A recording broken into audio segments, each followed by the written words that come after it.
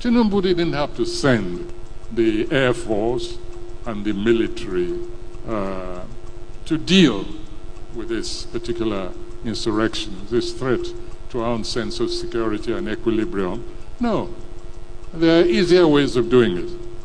Let me tell you where Tinubu should have looked for forces to quell that insurrection.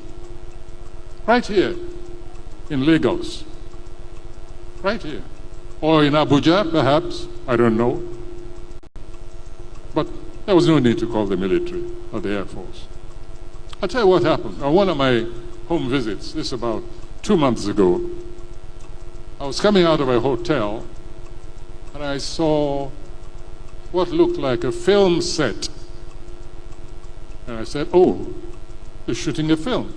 That was on the grounds of this hotel. And a young man detached himself from the actors, came over and greeted me, very polite, very nice young man. And I said, are you shooting somebody? I said, I'm just joking. Are you shooting a film? He said, no. And I looked around.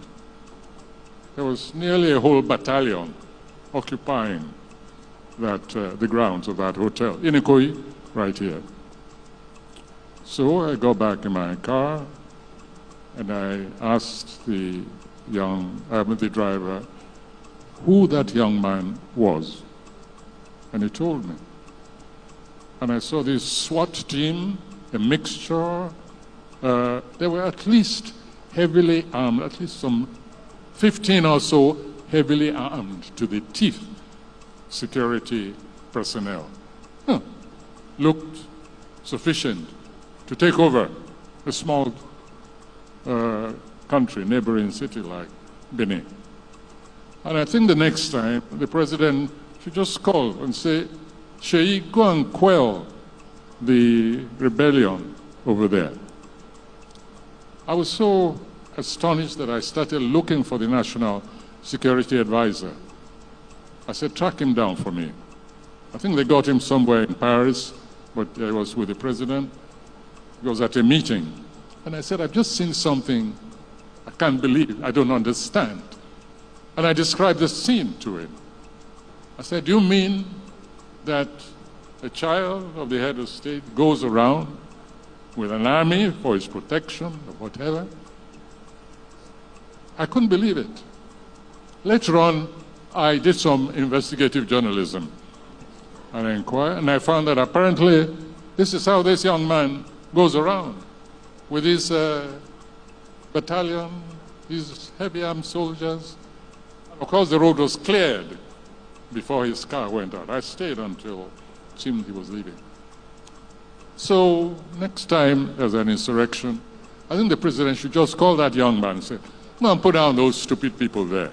You have enough troops under your command, so don't bother me with all these security issues any longer.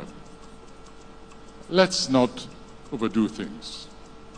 This is not the first country that has a head of state.